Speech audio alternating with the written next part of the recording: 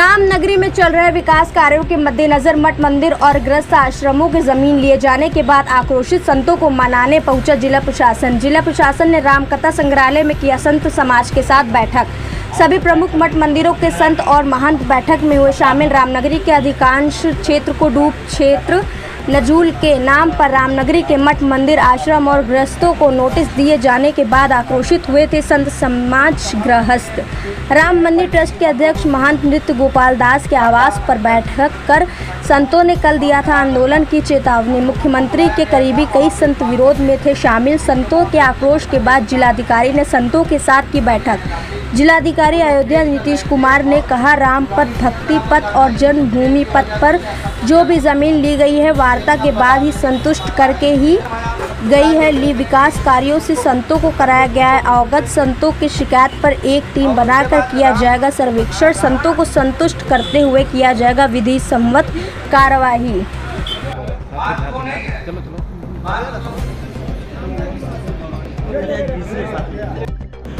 प्रशासन बराबर आश्वासन दे रहा है, हम किसी को उजाड़ेंगे नहीं, सारे महात्माओं की संतों की रक्षा करेंगे।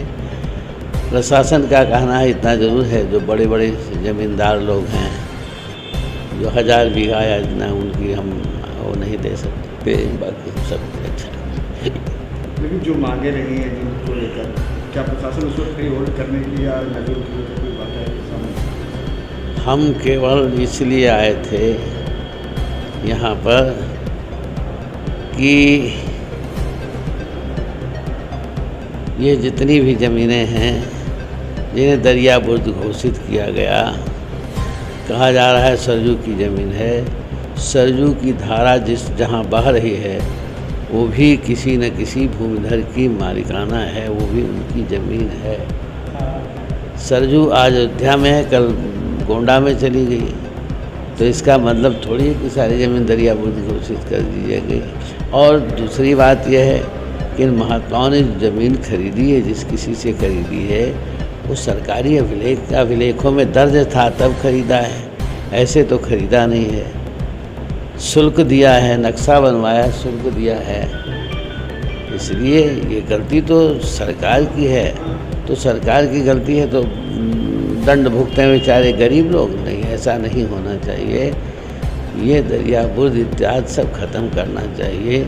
पे हमारे पूजनीय साधु संतों के साथ वार्ता हुई और इनकी जो समस्याएं थी उसको हम लोगों ने सुना है और हम लोगों ने आश्वासन दिया कि जो विधि सम्मत कार्रवाई है वो की जाएगी। और हम लोगों ने राम पथ, भक्ति पथ, जन्मभूमि पथ सब में जो लैंड एक्विजिशन किया है उसमें विधिवत रूप से हम लोगों ने सबको टीम्स भेजकर पूरा विधिवत रूप से लोगों को सुना है, उसके अनुसार हम लोगों ने कार्रवाई किया है। और इनको सभी संतों ने भी इसको स्वीकारा है कि कुछ काम बहुत अच्छे हुए हैं और जो भी आगे काम हो रहे हैं उसके बारे में हम लोगों ने अवगत कराया और जो भी डेवलपमेंट के प्रोजेक्ट्स हैं उसके बारे में अवगत कराया और उनके जो कुछ क्वेरी थे उसके बारे में कहा गया कि उसका एक टीम बना के हम लोग सर्वेक्षण करेंगे, उसके बाद विधि सम्मत कार्रवाई की जाएगी। बात सिर्फ यहाँ आके बसती है कि संत कहते हैं कि नोटिस की बात है या दरिया बुर्ज की बात है, लोग करते हैं कि वो माननीय यहाँ पे जो निरस्तीकरण की कार्रवाई की गई थी उसके बाद माननीय उच्च न्यायालय में कुछ लोग गए थे, उसके बाद वहाँ से निर्देश प्राप्त हुआ है कि उसमें सुनवाई का पूरा पर्याप्त अवसर देते हुए अग्रेतर कार्रवाई की जाए। तो सुनवाई के अवसर के तहत ARO ने नोटिस दिया था सबको और उसके बाद फिर वो अपना पक्ष रखने के बाद उसके बाद विधि सम्मत कार्रवाई की जाए। बात से जैसे